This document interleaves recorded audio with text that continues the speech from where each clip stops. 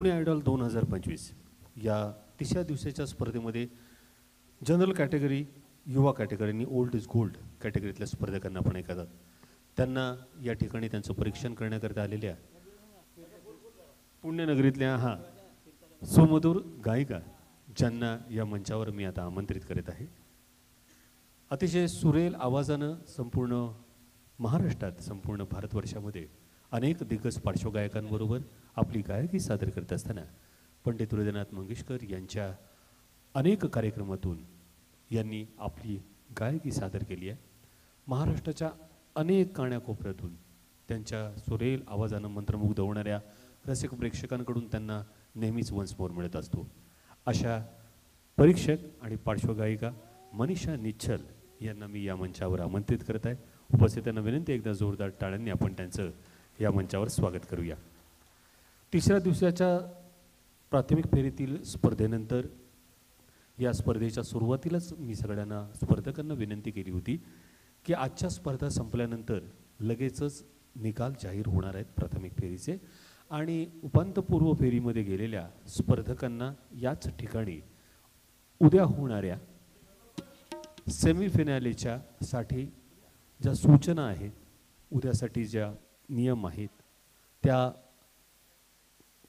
ते सर्व या ठिकाणी प्रेक्षकांकडून सांगण्यात येणार आहे. जे स्पर्धक या ठिकाणी उपस्थित आहेत त्यांना माझी विनंती आहे की ज्यांची स्पर्धा झाली आणि ते बाहेर गेलेले असतील तर कृपया आता कुणीही बाहेर जाऊ नका, कारण यानंतरच्या गाण्यानंतर आपण उरलेले जे आजचे स्पर्धक आहेत त्यांना या मंचावर आमंत्रित करणार आहोत आणि त्यानंतर लगेचच स्पर्धेचा निकाल जाहीर होणार आहे. तेव्हा आपल्या सर्वांच्या सहकार्याची अपेक्षा आहे. बरेच स्पर्धकांना मी कार्यक्रमाच्या या स्पर्धेच्या सुरुवातीपासून ही गोष्ट सांगत आलेलो आहे की आपण ज्या क्रमानं आज या स्पर्धेकरता अटेंडन्स लावलेला आहे त्याच क्रमानं आमच्यापर्यंत तुमच्या नावांची लिस्ट येते आणि मग ती आम्ही आपल्यासमोर सादर करतो. स्पर्धेकरता आलो आहोत. स्पर्धेचं एक जुनून हवा आहे आणि तो तुमच्यामध्ये दिसला पाहिजे. ते स्पार्क जे आम्हाला आणि या स्पर्धेला एका नव्या उंचीवर घेऊन जातं, त्या उंचीचं नाव आहे पुणे आयडॉल 2025. महाराष्ट्रातल्या अनेक अशा कलाकारांना हे व्यासपीठ मानाचं आणि सन्मानाचं स्थान देतं, म्हणून याचा मान आणि सन्मान आपणही ठेवावा अशी मी नम्रपणे तुम्हाला विनंती करतो. वेळ आणि वेळेची मर्यादा दोघांची सांगड बांधत असताना जास्तीत जास्त सर्व उपस्थित जे आमचे कॅन्डिडेट्स आहेत त्यांना सगळ्यांना या मंचावरून त्यांची गायकी सादर करण्याचा पूर्ण प्रयत्न केला जाईल.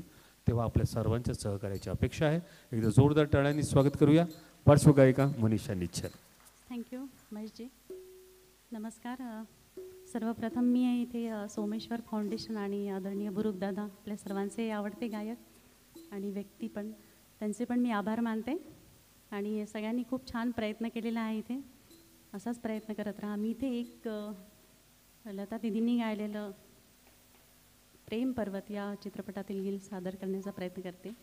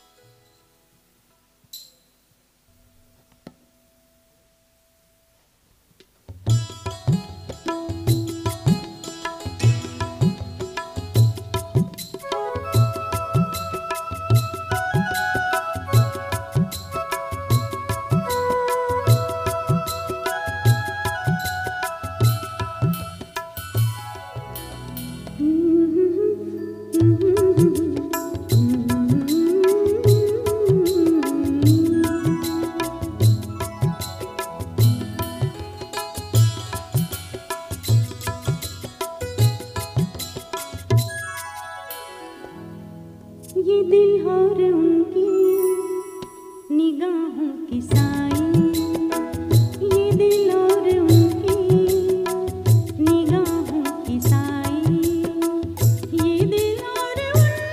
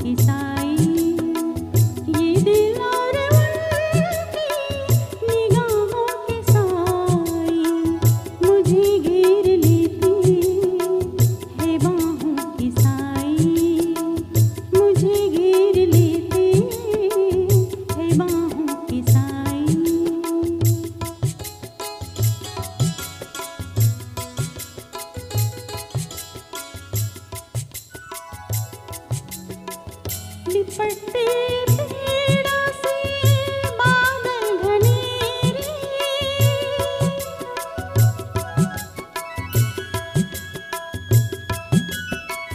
लिपटते पेड़ों से बादल घनेरे, ये पल पल उजाले, ये पल पल अंधेरे, ये पल पल उजाले, ये पल पल अंधेरे।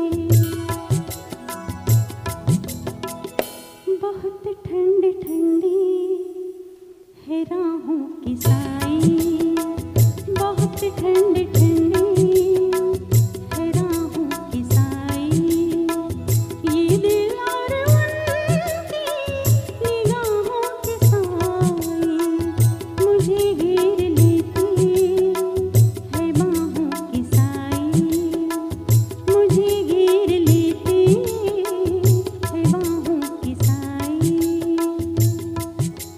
ला ला ला ला ला ला ला,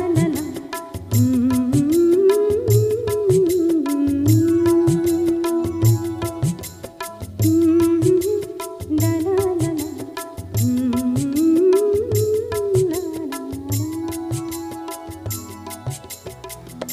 थँक्यू. धन्यवाद मनीषाजी. आणि स्पर्धेमध्ये सर्व वादकांचे पण मी आभार मानते. थँक्यू. स्पर्धेमध्ये 15 मिनिटाचा एक छोटासा ब्रेक आहे आणि ब्रेकच्या नंतर प्रशांत थोरात, नागेश माने, पूर्वा जोशी आणि अरुण राठोड या 4 स्पर्धकांनी या तिसऱ्या दिवसाच्या दुसऱ्या सत्राला सुरुवात होणार आहे. मी पुन्हा एकदा नावं वाचतो. प्रशांत थोरात, नागेश